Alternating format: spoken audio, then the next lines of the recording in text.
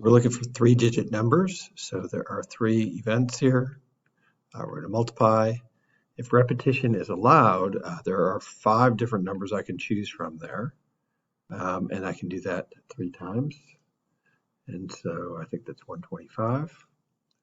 And if repetition is not allowed, it would be 5 times 4 times 3, 20 times 3 is 60. So I think it'd be 60. Coin is tossed, a die is rolled, a card is drawn from a deck. How many different possible outcomes? There are 3 events. Coin has 2 outcomes, die has 6 outcomes, and a deck of cards has 52 outcomes, not including the joker. Just use your calculator and multiply that to get 624. Family of 4 children, how many different boy-girl birth order combinations are possible? And those 2 things are different, right? So birth order, there's a whole thing about birth order that it makes a difference if you're oldest, youngest child, that kind of thing. So in this case, it makes a difference. So this would be, there are 4 children. There are 2 options each time. So whatever 2 to the 4th is, there are 16 different ways that we could order those letters, and for different boy-girl combinations. So in this one, you have to decide, is order important? If you get a cookies and cream and then vanilla, it doesn't matter which scoop is scooped first. And it doesn't really matter for a banana split which one is first. And so we're going to say NCR is going to be our method here. So I think this would be just 15, choose 4. Just to type that calculator in case you don't know. I think you probably do, but menu probability. That's a combination. And then you choose 15, comma is in the bottom left, comma 4. And you get the 1365.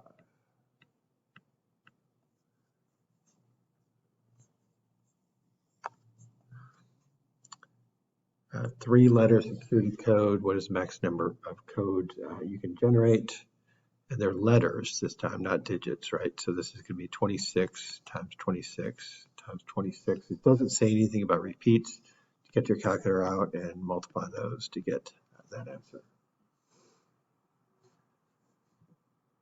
How many students are in this class? Oh, this is kind of a tough problem. So this is not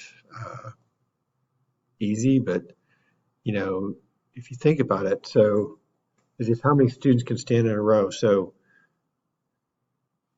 this is a classic. There's nothing difficult about how it's set up. For example, if there were 3 students in the class, it would be 3 factorial, which would be 3 times 2 times 1. There are 6 different ways that 3 students could stand in order.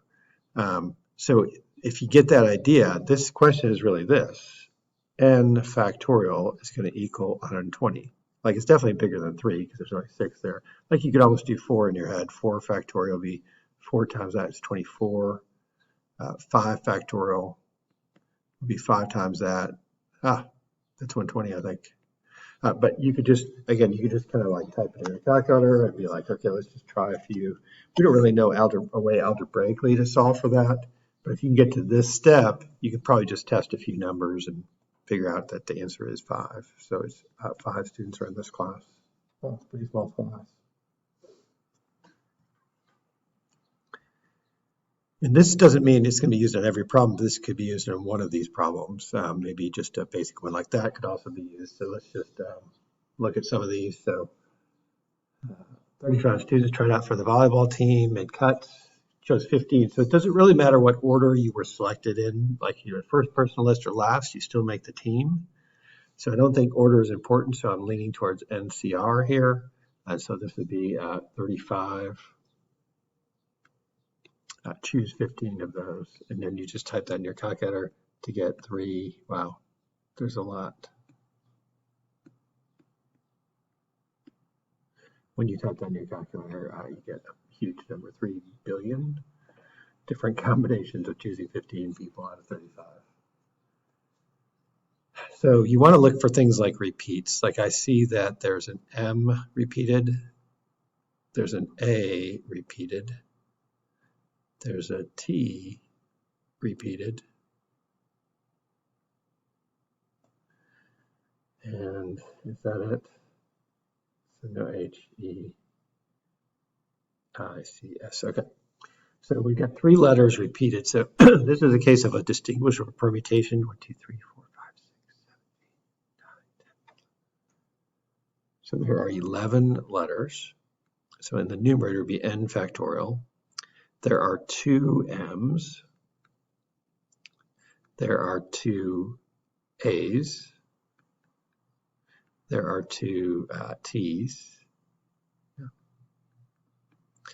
And the rest are ones. If you want to write the rest, you can 1 times 1 factorial times 1 factorial, but that's really it. And so you just literally just type that in your calculator and you get 4,989,600.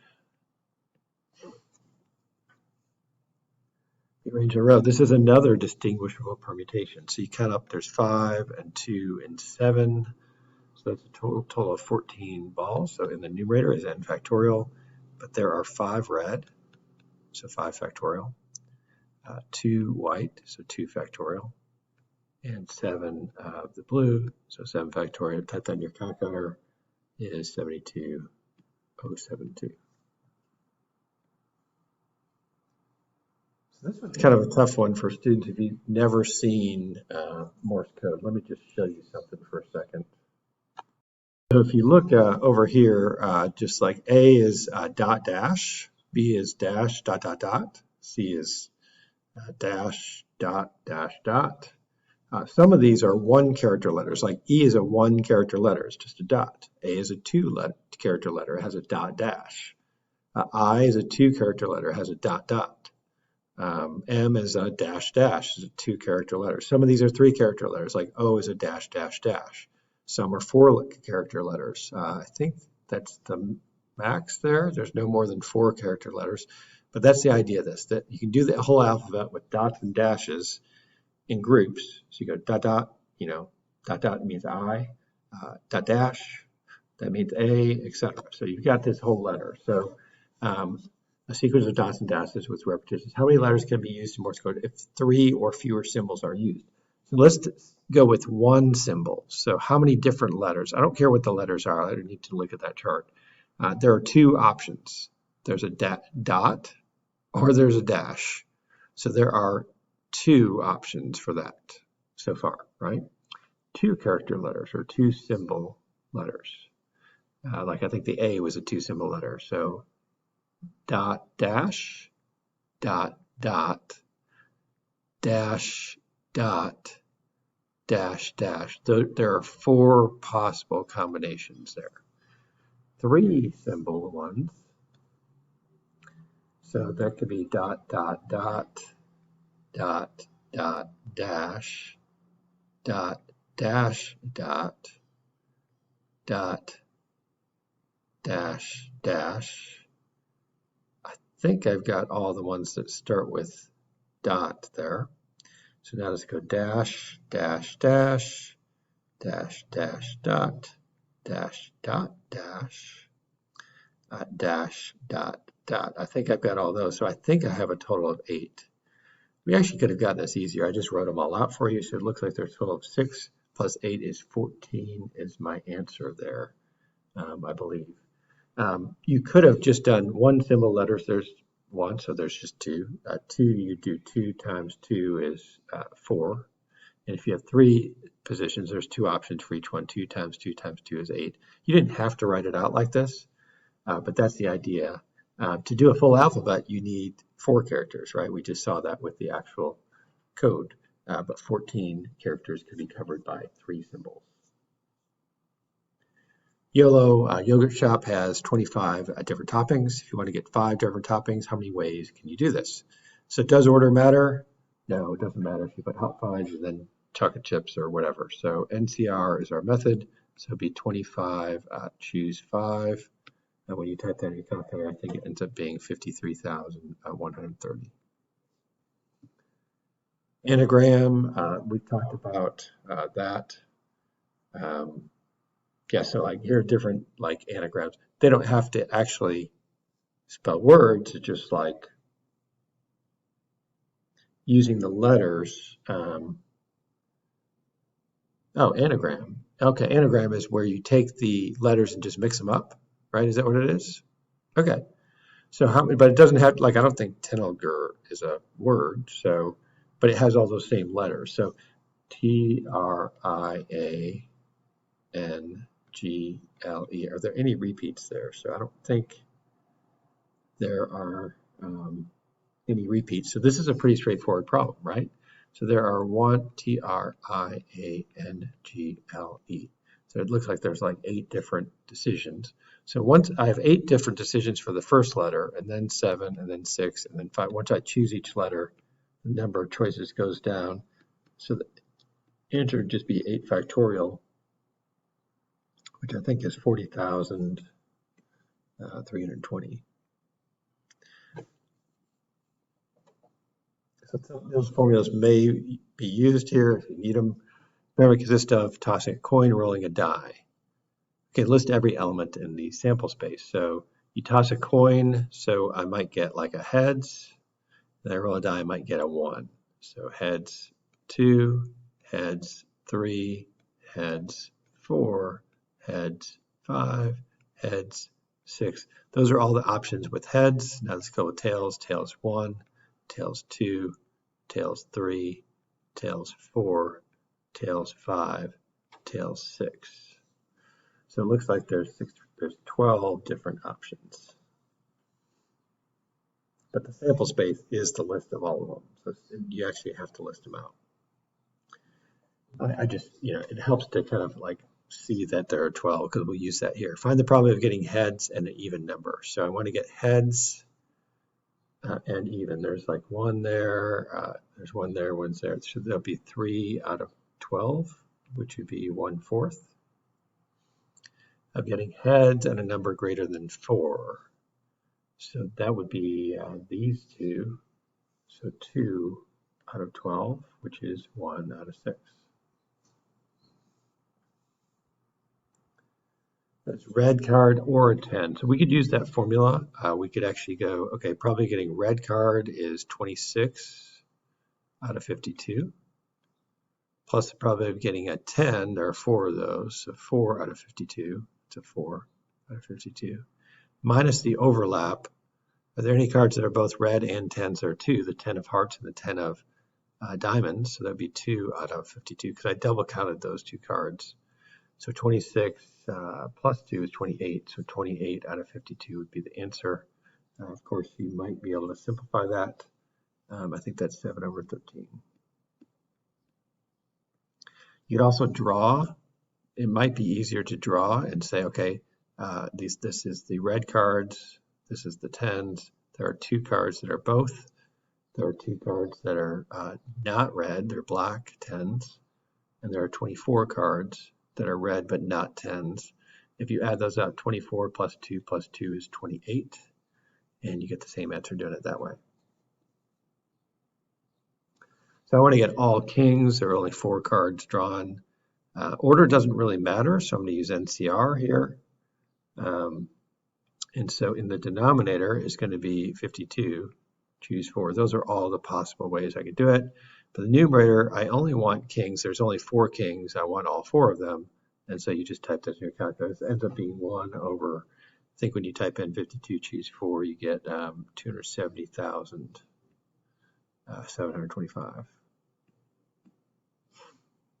All spades, okay, so this time I'm going to get all spades. So again, order is not important. So 52, choose 4, and 13 spades, I'm going to choose 4 of those. So you can type that in, you get 11 over 4165 when you type it in your calculator. All the same color. So this one's a tough one. You really got to think about this. So I'm going to change the question slightly. So let's pretend first it's just red. So I'm going to pretend the question was all red cards. And then I'll show you how we deal with the same color because it's a complicated question. This is really tough. Okay, so let's pretend the question was all red. Okay, so if it's all red, we want 52. Choose 4. And we want 26 red. We want to choose all 4 of those. So we get that answer, which is I believe 46 out of 833. That's the probability of red. If I did that again for black, if this makes sense, I'd get the same answer, 46 out of 833. I'd set it up the same and get the same answer. So I really would be happy, all the same color. I'm happy if it's all red. I'm happy if it's all black. So what do I do with those? I'm going to add those up to get a total of 92 out of 833. Pretty tough problem. Because again, they could have like made it easier, just said, oh, what's probably getting all red? What's probably getting all black? That would have been a much easier problem. But you had to kind of double your answer. Red and black were equally likely there. So it's 4 red, 3 white, and 1 yellow, so a total of 8 balls. A red ball is not drawn, so I don't want red, so there are 4 balls that are not red, so 4 out of 8, or 1/2. A red or white, so I'm happy with red or white, so a red there are 4, white there are 3, so that would be 7 out of 8.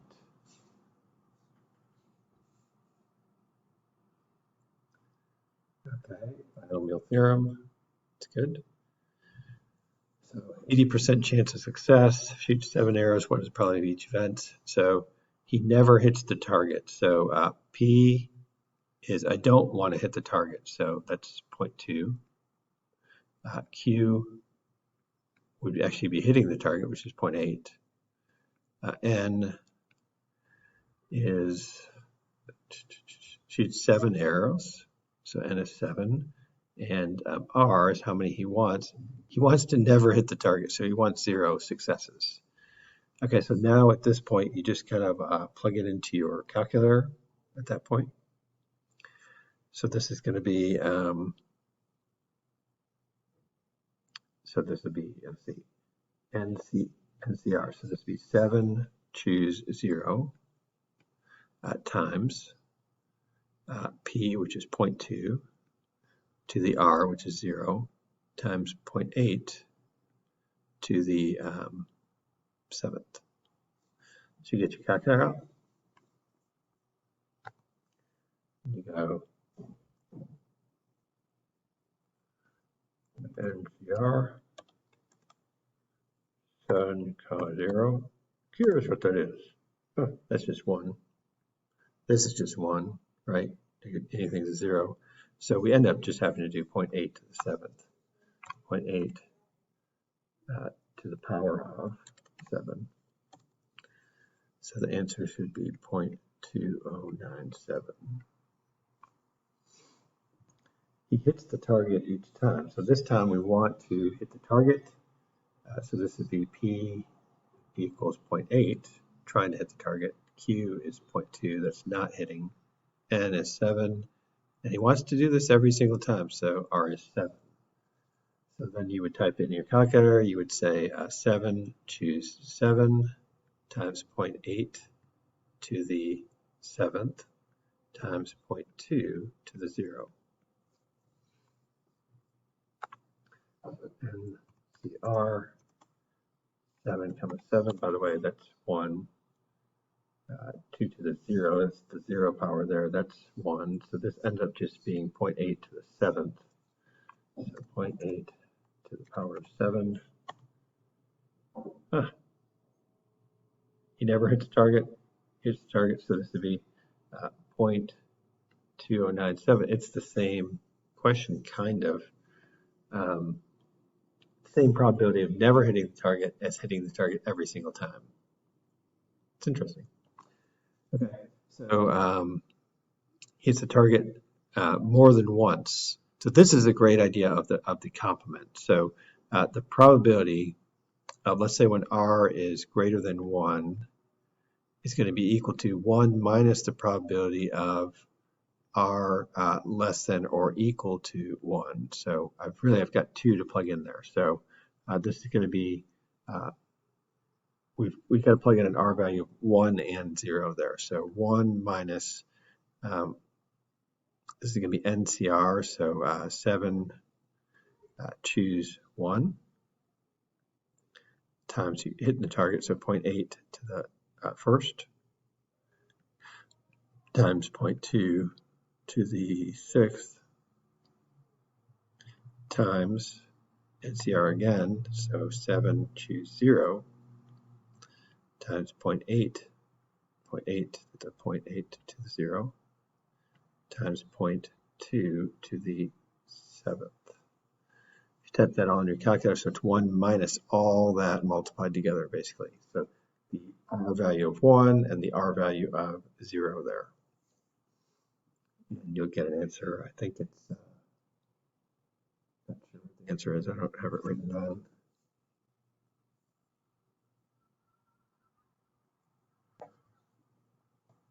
Here's the target at least 5 times. So this is going to be P is 0.8, Q is 0.2,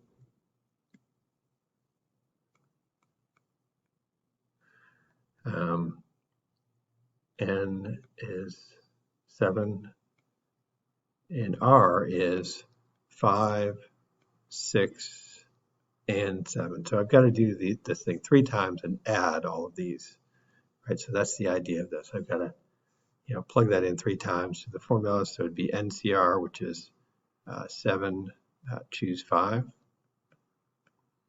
times 0.8 to the 5th, times 0.2 to the 2nd, that's a 0.8, plus 7, choose 6, times 0.8 to the 6th, times 0.2 to the 1st, plus NCR, so it would be 7, choose 7, times 0.8 to the 7th, times 0.2 to the 0. And you type that in your calculator and you get an answer. Coin is flipped 5 times. What's your probability you get exactly 3 heads? So this is binomial, right? So we want exactly 3. So P is probability of success is 0.5. Q is 0.5. I want heads. That's why. So probability of heads is 0.5. N is flipped 5 times. And R is equal to 3. So just plug it into the formula. Recognize this is binomial. So it'd be 5, choose 3, times 0.5 to the 3rd, times 0.5 to the 2nd. And type that in your calculator. Probably getting at least 3 heads. So this would be N or P is 0.5, Q is 0.5, that's tails, probability. N is 5 again, and at least 3, so R equals 3, 4, and 5. We've got to do that thing 3 times, so that plus, I'm just doing that here, plus NCR, so 5, choose 4, 0.5 to the 4th, times 0.5 to the 3rd, plus, now we've got to plug in 5 as well, so 5, choose 5, 0.5 to the 5th, times 0.5 to the 0. And type that in your calculator and get it. Its first heads is on the 3rd flip. Okay, so first heads on the 3rd flip. So I want to get tails. I want to get tails and then I want to get heads. That's definitely what I want to happen. So the probability of getting tails is 1 out of 2 times 1 out of 2 times 1 out of 2. So we get 1 out of 8 would be the answer here. Angie wins $10, so she rolls a 6 and she loses $1 otherwise. So we're going to find the expected value. So there is a win column here and a lose column. And we're going to have amounts and probability. So the amount and the probability of that happening. So she could win 10. She could lose 1. The probability of winning 10, let's see, if she rolls a 6, so 1 out of 6, and this would be 5 out of 6. So then you're going to multiply amount times probability, 10 times 1/6, plus the amount times probability, so -1 times 5/6. So you get 10/6 minus 5/6, which is 5/6. But we don't like that answer. We want to put it in decimal form, so about 83 cents when you divide that out, 5 divided by 6. So you lose, you win, wow, you win 83 cents every time you play on average. It's pretty cool. Card is drawn from a deck. You win $104. Card is ace, $26 if it's a face card, and $13 if it's 8 of clubs. Oh, what's the probability? So there's no downside in this game. This is a great game, right? So there's no downside. There are 3 options, right? So you could get an ace. You could get a face card. And you could get an 8 of clubs, 8 of clubs. Right, those are the outcomes we want. So this is going to be amount, and this is probability. So you get $104. Face cards, you get 26. And 8 of clubs, you get 13. Probably this is 1 out of 52. Face card is 12 out of 52. And then 8 of clubs is 1 out of 52. Then you're just going to multiply it out there, so you'd have 104. Oh, I'm sorry, aces, there are 4 of those. Sorry, 4 aces. So 4 out of 52, sorry. Plus 26 times 12 over 52, plus 13 times 1 over 52. And you just type that in your calculator, and you get 57 over 4. Which is 14.25. On average, you're going to get about $14 every round, $14.25 a round. 8 white balls, 2 black balls, shoots 2 balls from the bag, wins $5 if he does not pick a black ball. Okay, so again, there's no downside to this game. So if he wins, really, this is weird. So if he wins, that's the only outcome here. Okay, so let's see. So the amount and probability of this, you're going to win $5, and the probability of not picking that. Let's see. So there's how many different options are there? Let's see. So this would be. So that contains 8 white balls and 2 black balls. Okay, so in the denominator would be you're choosing 2 balls. So it's going to be 10, choose 2 in the denominator. In the numerator, we want to pick one of the 8 white balls, or 2 of the 8 white balls, right? So it's going to be, it doesn't matter the order though. So 8, choose 2. I want to choose both of those. And then you just type that in your calculator. So it'd be 5 times that. Whatever that is in your calculator, and you end up getting 5 times 0.622, which is 3.11, so $3.11. One more. See, if it contains $1 million, it's locked. You pay $1 for one guess for a 6-digit combination. If you open the lock, you get to keep the $1 million. What is your expectation? So you either win or lose. So there's 2 columns. There's an amount and a probability. And so if you win, you pay $1, right? So that would be $999,999 you get back. If you lose $1.